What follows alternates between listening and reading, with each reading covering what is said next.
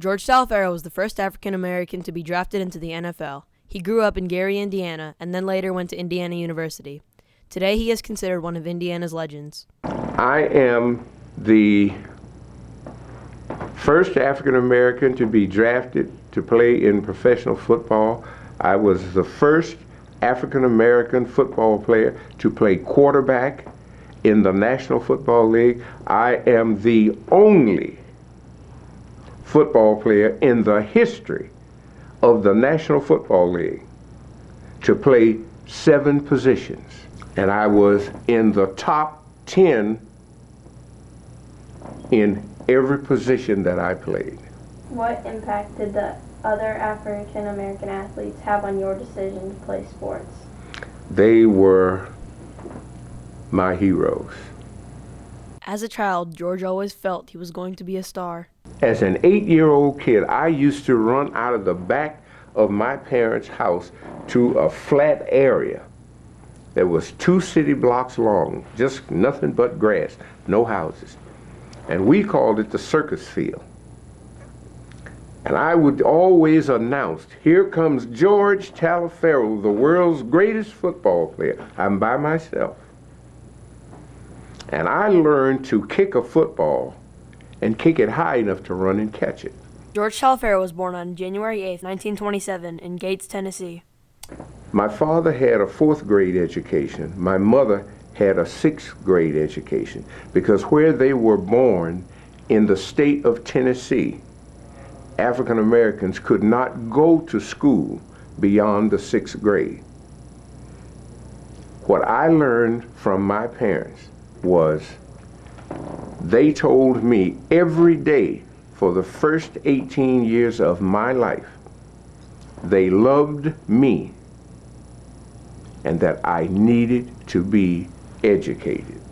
When Taliaferro attended high school, he earned letters in football, basketball, baseball, and track, where he also held the record for pole vault for many years. If you had seen the football uniforms that I wore as a high school athlete, you would have wondered how could I play the game of football with all of that duct tape. I look like a mummy. George excelled in all of the sports he played, but football most of all. It soon came time to make the decision of where he would attend college. I only got recruited by 2 colleges when I graduated from high school. The University of Illinois, because my high school basketball coach was a graduate. He was an African American of Illinois. And by UCLA, University of California at Los Angeles, because Jackie Robinson had played football and baseball and ran track and field at UCLA. The Indiana High School Athletic Association forbade Crispus Attucks High School in Indianapolis, which is still all African American. There was a school in Evansville, Lincoln High School, and Gary Roosevelt. I had to travel all over the Midwest just to play against African American high schools, because I could not play against white high schools. Segregation affected me in terms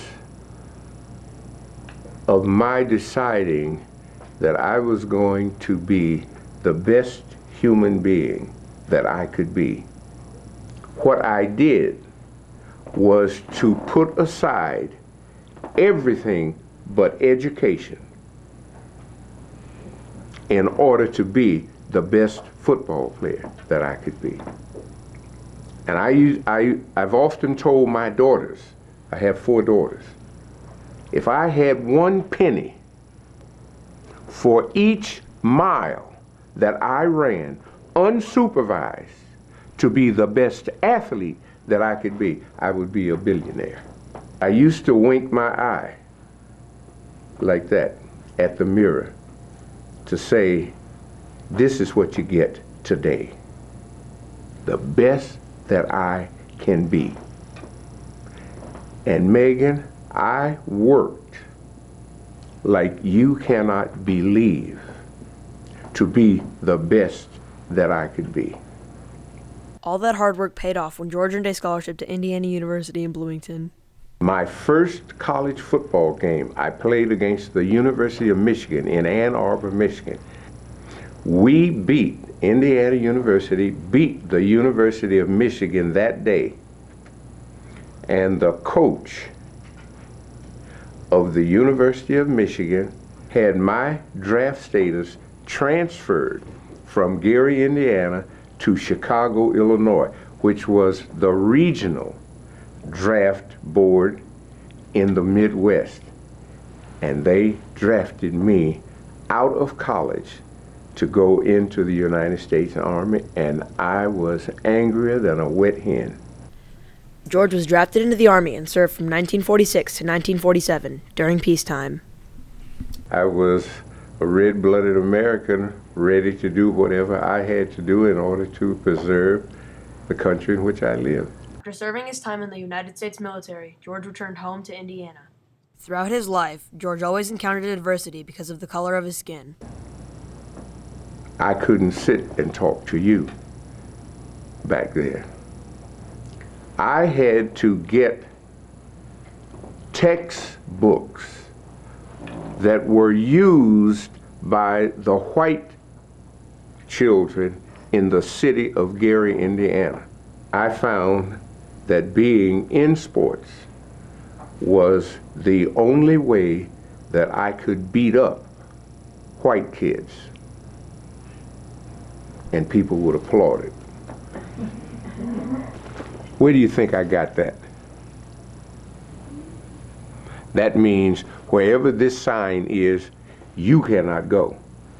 Only I, as colored, could go. Where do you think I got this?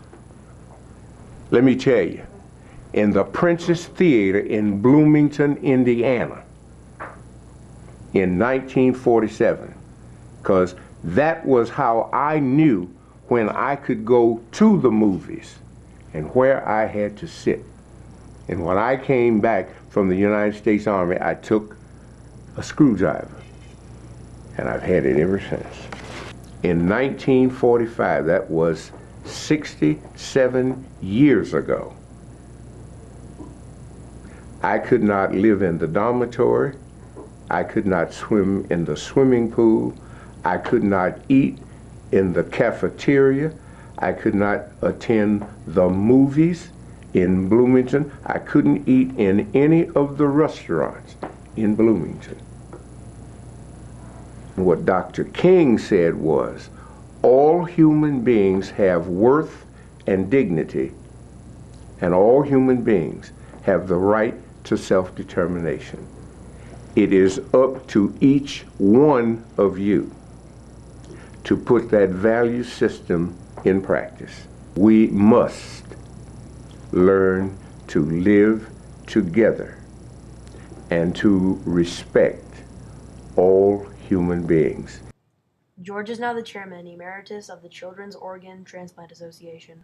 When I became the chairman of the board of directors of COTA, we had $1 million in the bank.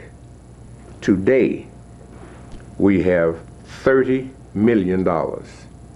This is a pamphlet written specifically for third grade students to learn to read.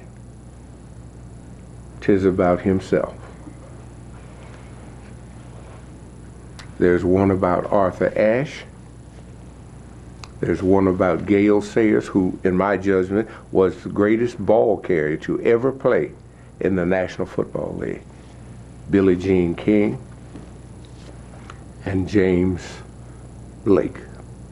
As I sit here, when I leave here, I'm going back home and call the National Football League office in New York City.